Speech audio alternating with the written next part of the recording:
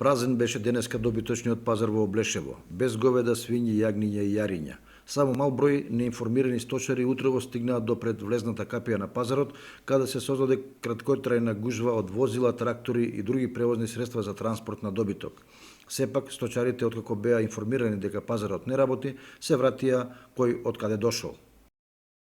Денеска добиточниот пазар во Облешево е празен. Почитувани гледачи, веројатно може да забележите дека просторот на кој обично се изложуваат домашни животни, тоа крупни животни како крави и говеда и свињи, потоа јагниња и така натаму, буквално нема ниту едно животно. Добив информација дека се додека постои болеста, чвореста кожа, нема да работи пазарот, тоа ќе значи голема загуба за општината Чешиново Облешево, меѓутоа и за сточарите кои во вакви услови не можат да го вршат прометот со сопствената стока и да ги остварат оние планирани приходи кои им се потребни за секојдневните обврски.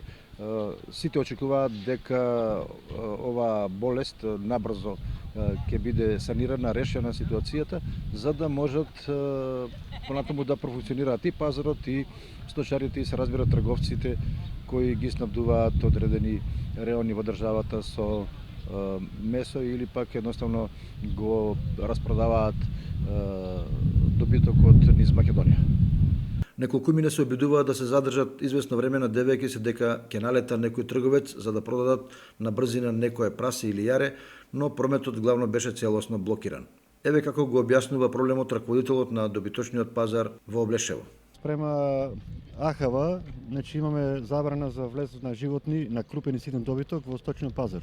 Тоа е поради појавата на болест во Демиркисарскиот крај, така да имаме најава од АХВ дека не треба да ги пуштаме животните, значи во влез во пазарот. Сите ветеринарни институции имат најава дека не треба да издават сертификати на непроверено животно, значи поради болест. Според него, од неработењето на пазарот штети ќе трпат и сточарите и општината. Ние имаме огромна штета, нели, финански така речено, меѓутоа и тоа не е проблемот, треба да се речистат другите ситуации, значи болестот предварно треба да се излекува и апелирам до сите луѓе што имаат крупен и ситен добиток, значи прво треба да се консултираат со ветеринарни институции, значи кај матичните доктори така речено, за да се ги извадат регуларно сертификатите, вакцинација на своите животни, дали ситен и крупен добиток, така да со сите тие процедури можат, нели, ако ги издадат документациите, да дојдат на пазарот да бидат пуштени, значи како влез. Значи проверка на здравствената состојба на животните.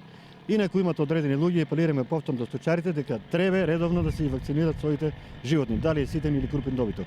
Така да ние тука да немаме проблеми со нив, иначе се запознаени преку јавните гласила дека тоа е правата причина. Сакаме спрема луѓето да бидеме коректни у погледот, да ги информираме. Има луѓе што не се запознаени, има луѓе што се запознаени, доваѓаат, проверуваат, меѓутоа сепак имаме разбирање со нив и они имаат со нас, така да воопште немаме, мислам, некоја поголема замерка у тај дел. За сточарите, затворањето на пазарот е вистинска катастрофа, бидејќи немаат можност да го продадат од гледаниот добиток, а чувањето изискува дополнителни трошоци за храна и слично. Ќе ги носиме дома, што ќе правиме? А без се си е редовно вакцинирање, ние вакцинираме може го се опрасат.